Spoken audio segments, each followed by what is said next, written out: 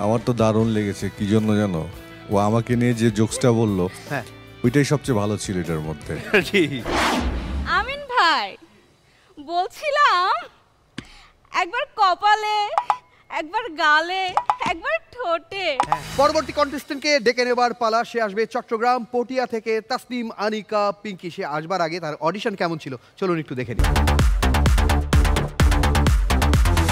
সেদিন দাদি আমাকে জিজ্ঞেস করলো, তামা পড়ালেখা কদ্দূর করলা? আমি বললাম, এই তো সবে মাস্টার্স পাস করেছি। তো দাদি বলছে, খালি মাস্টারে পাস দিলে হইব, ম্যাট্রিক পাস তো করার লাগবো নাকি? সেদিন আমার একটা ভালো সম্বন্ধ আসলো। তো আমি আমার বয়ফ্রেন্ডকে বললাম, দেখো আমার ফ্যামিলি তোমাকে মেনে নিবে না। সুষমা আপু বলুন তো এর আক্ষরিক অর্থ কি?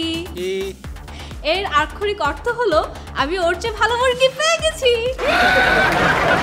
সেদিন স্কুলে শিক্ষক ছাত্রকে বলছে, তোমার বাড়ির কাজ কোথায়? ছাত্র বলছে, স্যার আপনার ফেসবুকটা চেক করুন, ওখানে পোস্ট করেছি, সাথে আপনাকে ট্যাগও করে দিয়েছি। বাবা ছেলেকে বলছে, বাবা বাবা আমাকে একটা ঢোল কিনে দাও না। বাবা বলছে, না এটা বাজিয়ে তুই সবাইকে বিরক্ত করবি। ছেলে, না বাবা আমি কাউকে বিরক্ত করব না, দাও না বাবা কিনে, রাতে সবাই যখন ঘুমিয়ে যাবে তখন আমি ঢোলটা বাজাবো। চলে আসো চলে আসো।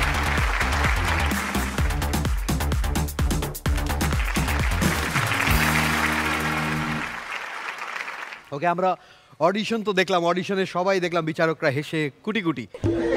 দেখি সে এখানে এসে মাতাতে পারে কিনা। আসছে চট্টগ্রাম পটিয়ার মেয়ে তাসনিম আনিকা পিঙ্কি।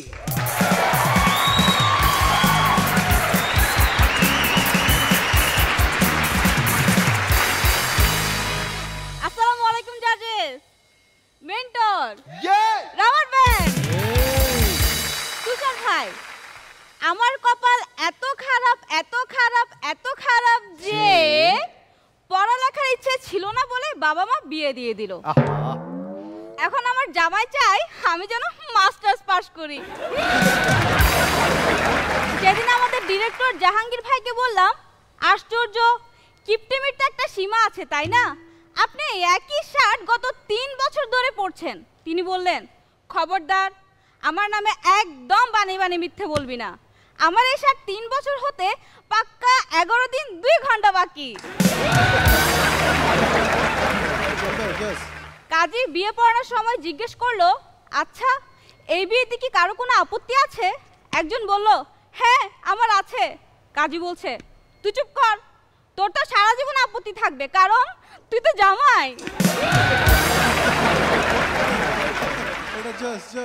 সেদিন আমার বয়ফ্রেন্ড আমাকে বলল, কি ব্যাপার তোমাকে ফোন দিলে ফোনে পাওয়া যায় না, ফোনটা কি তুমি পার্সোনালি চালাও না? আমি বললাম, না এলাকার সবাই মিলে কিছু তাই ভাগে চালাই। সেদিন আমাদের রনি ভাই এক সাধু বাবার কাছে গেলেন। বললেন, বাবা মাঝরাতে যখন আমার ঘুম ভেঙে যায় তখন দেখি আমার বউ কম্বল মুড়ি দিয়ে ঘুমাচ্ছে। আচ্ছা, ভেতর থেকে আলো জ্বলছে, এটা কি কোনো অলৌকিক ঘটনা? বাবা বলল, আরে এটা কোনো অলৌকিক ঘটনা না, আগে তোর ফোনের পাসওয়ার্ড বদলা। আমিন ভাই, বলছিলাম একবার কপালে, একবার গালে, একবার ঠোঁটে ভ্যাসলিন লাগাবেন, কারণ শীত চলে এসেছে।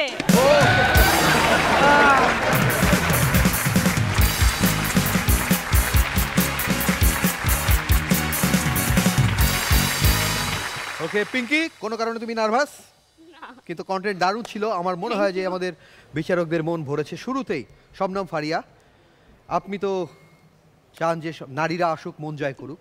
হ্যাঁ, আমি খুব করে চাই মেয়েরা থাকুক, বায়াসড হয়ে যাই, কিন্তু পিঙ্কি আরও ভালো করতে হবে, আরও অনেক ভালো করতে হবে। ঠিক ছিল কিন্তু এক্সপেকটেশন তো আরও বেশি।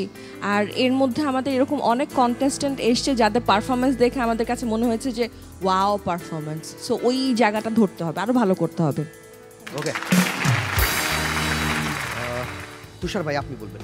আমার পারফরমেন্স ভালো ছিল, তুমি এনজয় করেছো পারফরমেন্স নিজেরটা, কিন্তু সেটার পরিমাণ ছিল অল্প। আরও নিজেকে মানে নিজেরটা নিজের ভালো লাগতে হবে, তাহলে আমাদেরও আরও বেশি ভালো লাগবে। ভালো ছিল, অনেক ভালো ছিল। আমিন খান ভাই, আপনার কেমন লেগেছে? আমার তো দারুণ লেগেছে। কি জন্য জানো? ও আমাকে নিয়ে যে জোকসটা বললো, হ্যাঁ ওইটাই সবচেয়ে ভালো ছিল এটার মধ্যে। জি। আমিন ভাই, বলছিলাম একবার কপালে, একবার গালে, একবার ঠোঁটে হ্যাঁ। ভ্যাসলিন লাগাতে। ওটার এক্সপ্রেশনও ভালো ছিল এবং পাঞ্চ লাইনটা খুব সুন্দর ছিল। জি। মানে অপেক্ষা ছিলাম পাঞ্চ লাইনটা কী হবে। ট্রেমেন্ডাস ছিল পাঞ্চ লাইনটা।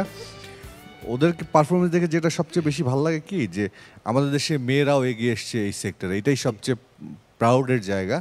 এবং এই জায়গাটা ধরে রেখো, আরও ভালো করতে হবে সামনে। সবাই তো বললো বেস্ট অফ লাক। একটা জোরে হাততালি পিঙ্কির জন্য।